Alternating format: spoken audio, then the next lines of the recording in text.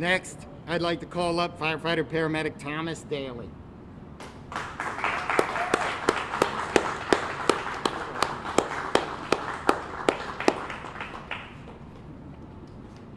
Probationary firefighter paramedic Samantha Hurd.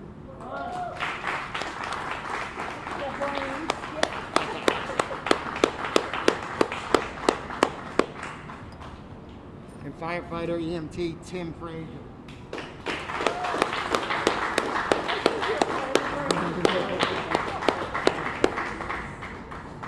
There were 3 other people that couldn't be here with us today: Lieutenant Mike Timmons, or Lieutenant Michael Sims, EMS Captain Michael Timmons, and firefighter EMT Kevin Allen.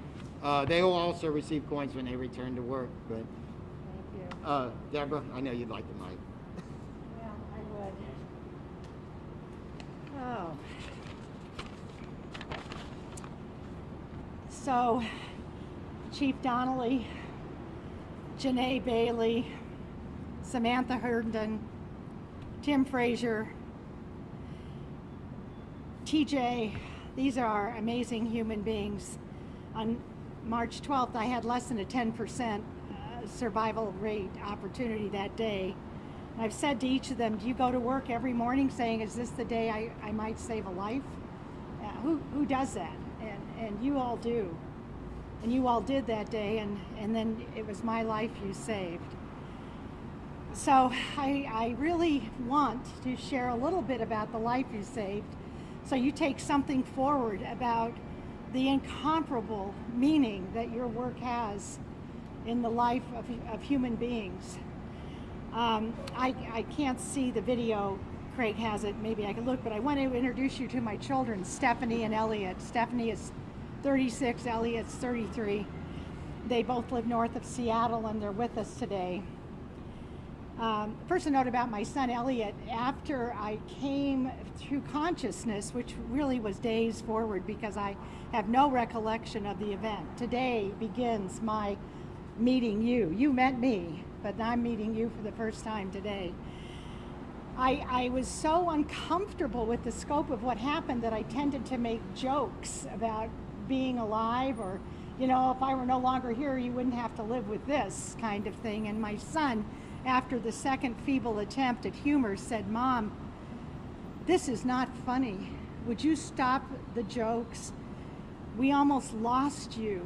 Do you understand what we're feeling? And it stopped me in my tracks. I haven't made jokes with my children since, because I realized it wasn't about my loss. It was going to be about their loss for a lifetime, and what that meant to them.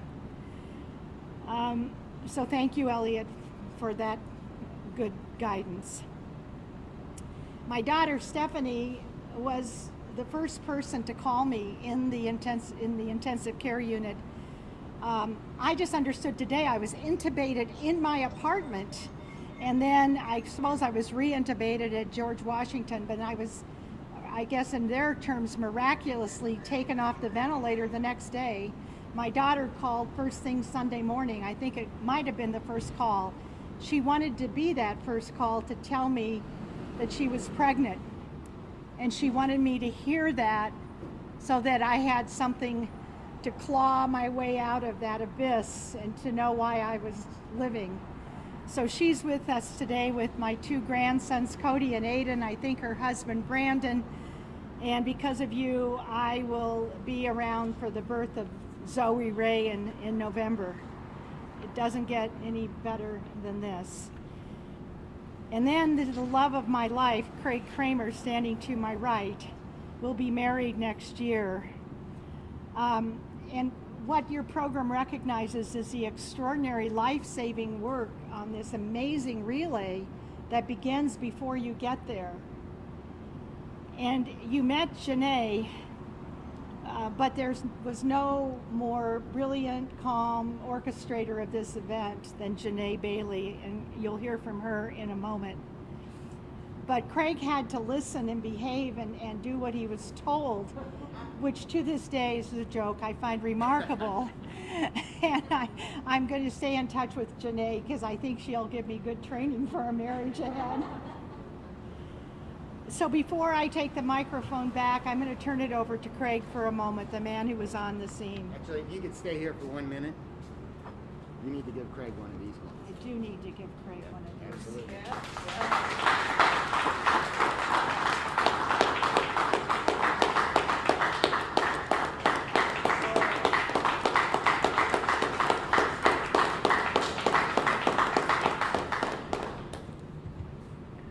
Well, thank you all for saving Debra's life and my future.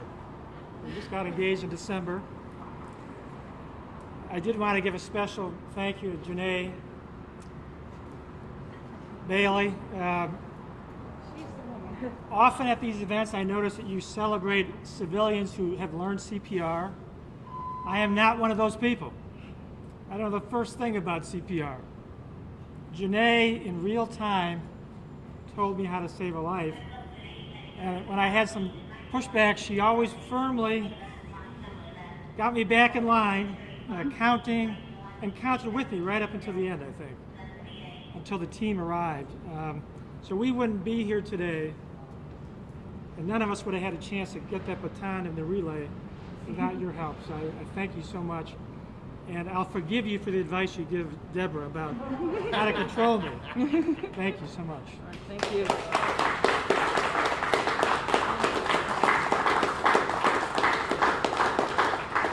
All right, and just finally, I want you to know more about this life you saved. I mean, Debra talked about the most important legacy. Her children, Stephanie, Elliott, Brandon, Cody, Aiden, Zoe.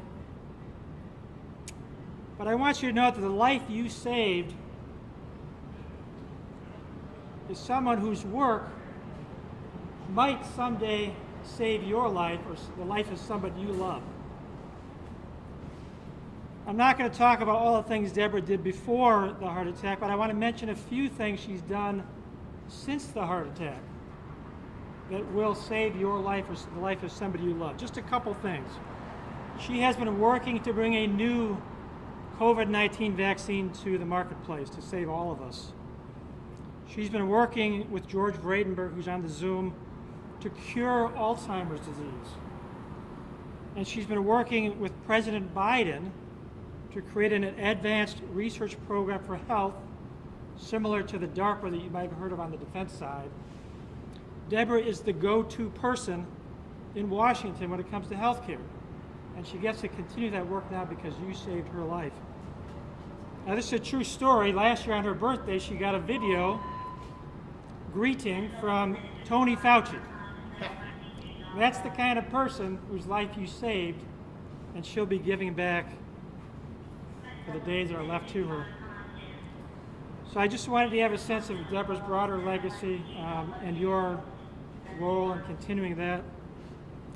And thank you all again for everything you've done.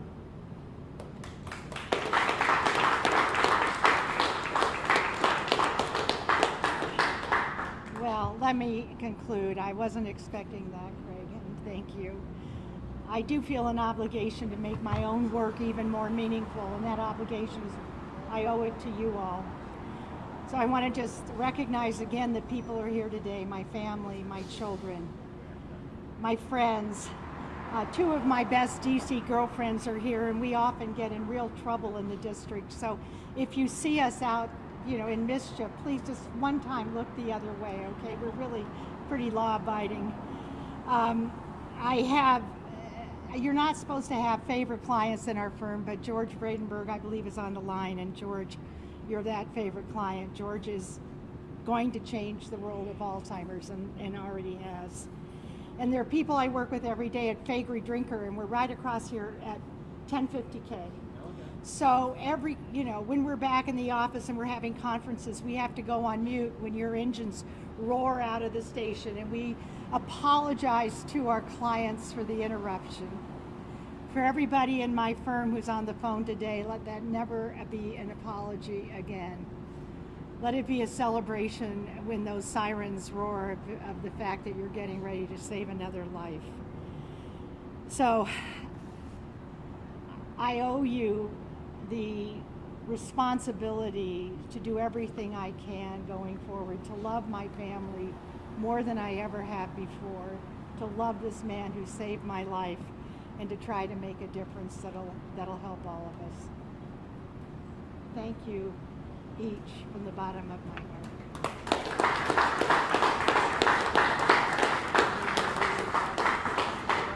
Yes. Thank you, everybody. Thanks for coming.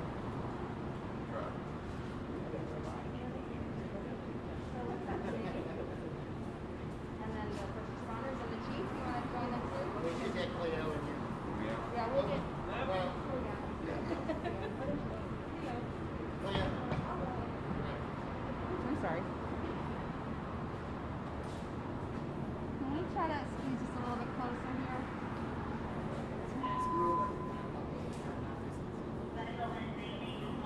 Everybody has a mask on, right? Okay, let's get some. The three of you. Cleo, so you gotta redo that. I think can we do one photo with just masks down, just for a second? I'm gonna achieve that.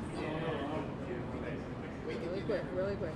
If you feel comfortable. Just for a moment. What's your shoulder? One second. I'm trying to get out of the way, actually.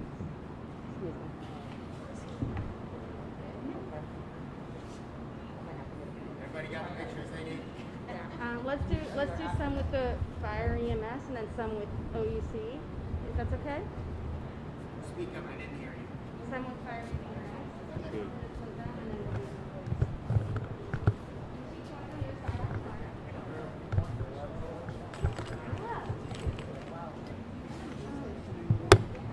I'm actually the